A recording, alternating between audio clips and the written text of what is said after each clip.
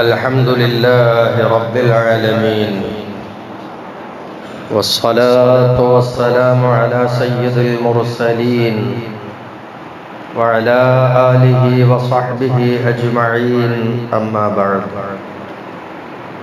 فعن معاذ رضي الله عنه قال: أوصاني رسول الله صلى الله عليه وسلم بعشر كلمات، قال: لا تشرك بالله شيئا وإن قتلت وحرقت، ولا تعق والديك وإن أمراك أن تخرج من أهلك ومالك، ولا تتركن صلاة مكتوبة متعمدا، فإن من ترك صلاة مكتوبة متعمدا فقد برئت منه ذمة الله. ولا تشربن خمرا فإنه رأس كل فاحشة، وإياك والمعصية فإن بالمعصية حل سخط الله، وإياك والفرار من الزحف وإن هلك الناس، وإذا أصاب الناس موت وأنت فيهم فاثبت، وأنفق على عيالك من طولك، ولا ترفع عنهم عصاك أدبا وأخفهم في الله. رواه الإمام أحمد. ബഹുമാനമുള്ള മുഅ്മിനീങ്ങളെ, അല്ലാഹു നമുക്ക് ഈ പ്രഭാതം ഖൈറുള്ളതാക്കി തരട്ടെ.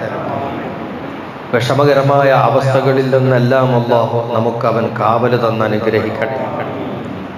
ഒരു മുസ്ലിം ജീവിതത്തിൽ ശ്രദ്ധിക്കേണ്ട, പുലർത്തേണ്ടുന്ന 10 ഉപദേശങ്ങൾ ഒരു വേളയിൽ തിരുനബി സ്വല്ലല്ലാഹു അലൈഹി വസല്ലമ തങ്ങൾ തൻ്റെ സഹപ്രവർത്തകരും ഇഷ്ടത്തോഴരുമായ മുആദ് റളിയല്ലാഹു അൻഹുവിന് നൽകുകയാണ്. അതൊരു പക്ഷേ നമ്മുടെ ജീവിതത്തെയും നമുക്കും നമ്മുടെ ജീവിതത്തിൽ ഉപകാരം ചെയ്ത്. മുആദ് തങ്ങളെ പല നാടുകളിലേക്കും തിരുനബി തൻ്റെ പ്രതിനിധിയായി അയച്ചിട്ടുള്ള സ്വഹാബിയാണ്. കഴിഞ്ഞ ക്ലാസ്സിൽ കേട്ടതുപോലെ മുആദ് തങ്ങൾ പറയാണ്, തിരുനബി 10 കാര്യങ്ങൾ എനിക്ക് വസിയത്തായിട്ട് പറഞ്ഞു.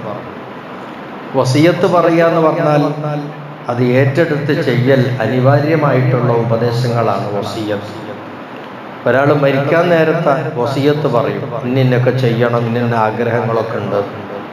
അനന്തരാവകാശികൾ ആ മരിച്ചയാളുടെ മരണവേളയിൽ മരണത്തിന് തൊട്ടു മുമ്പായിട്ടുള്ള വസിയത്ത് പാലിക്കുന്നതിൽ ശ്രദ്ധിക്കണമെന്നാണ്. മരിച്ചു കഴിഞ്ഞാൽ മരിച്ചയാളോട് ചെയ്യേണ്ട, പുലർത്തേണ്ടുന്ന കടപ്പാടുകളിൽ പ്രധാനപ്പെട്ടത് അയാളുടെ വസിയത്ത് നടപ്പിലാക്കുക എന്നുള്ളതാണ്. അത്ര പ്രാധാന്യമാണ് വസിയത്ത്. ഇവിടെ അല്ലാഹുവിൻ്റെ ദൂതർ തൻ്റെ ശിഷ്യനോട് വസിയത്തായിട്ട് പറഞ്ഞു കൊടുക്കുകയാണ്. അത്ര വളരെ മഹത്വമുള്ള കാര്യം. എന്താണത്? 10 കാര്യങ്ങളാണ്. ലാ തുശ്രിക് ബില്ലാഹി ശൈആ, അല്ലാഹുവിനോട് ഒന്നിനെയും പങ്കു ചേർക്കാതിരിക്കുക. അല്ലാഹു ഒരുത്തനേ ഉള്ളൂ.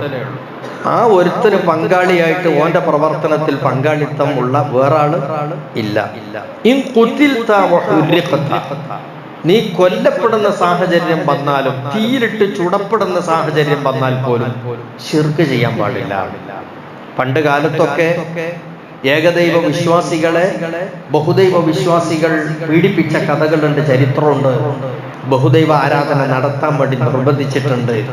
ഇന്നും സുബഹി നിസ്കാരത്തിൽ നിങ്ങൾ ഓതിക്കേട്ട സൂറത്തിൽ അതിന്റെ പരാമർശമുണ്ട്. ഖുതില അസ്ഹാബുൽ ഉഖ്ദൂദ് അന്നാരി ദാത്തിൽ വഖൂദ് ഇദ്ഹും അലൈഹാ ഖുഊദ് വഹും അലാ മാ യഫഅലൂന ബിൽ മുഅ്മിനീന ശുഹൂദ്.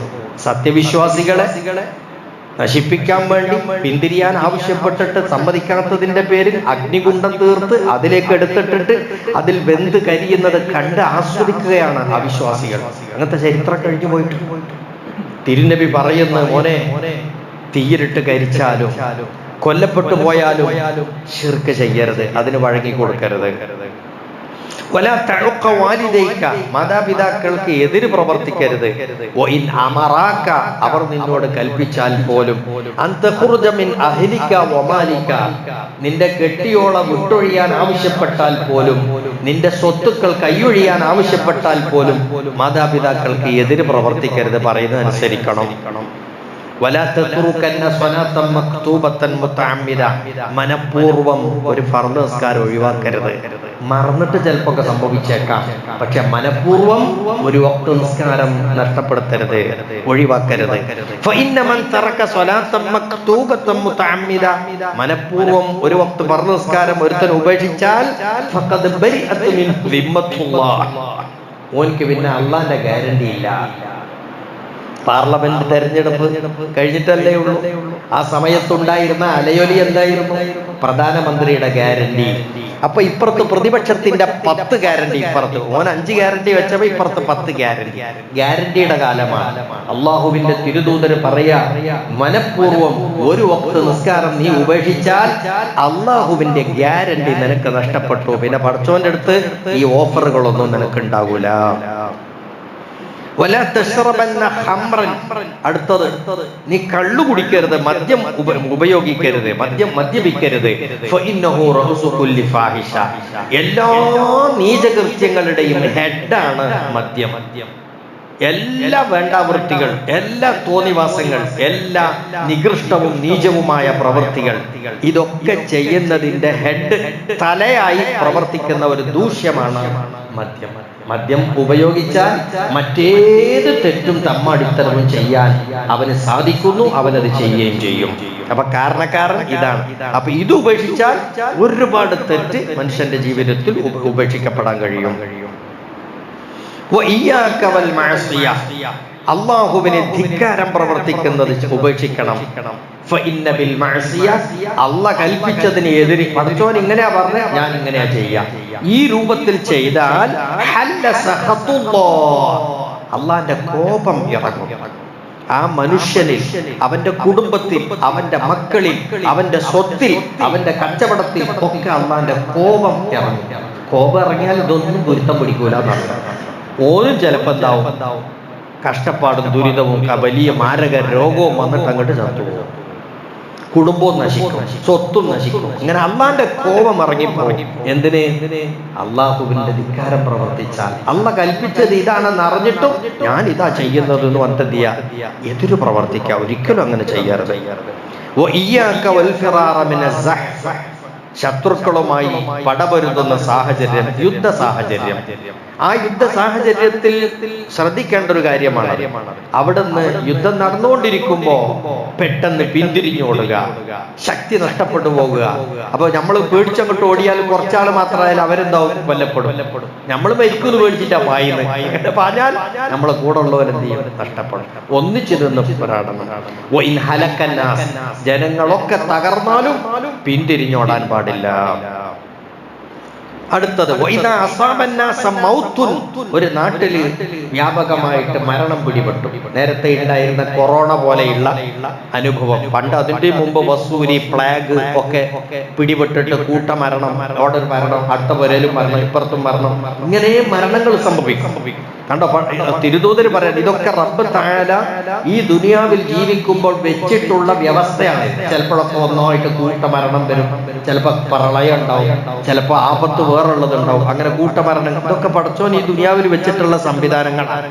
എന്നാൽ ആ ഘട്ടത്തിൽ നമ്മൾ ശ്രദ്ധിക്കേണ്ടത്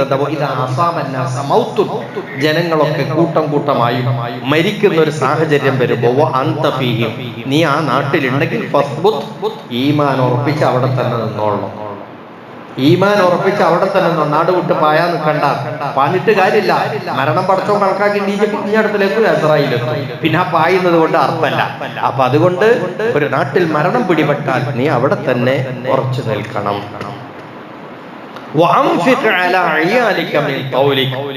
അടുത്തത് ഏഴാമത്തത്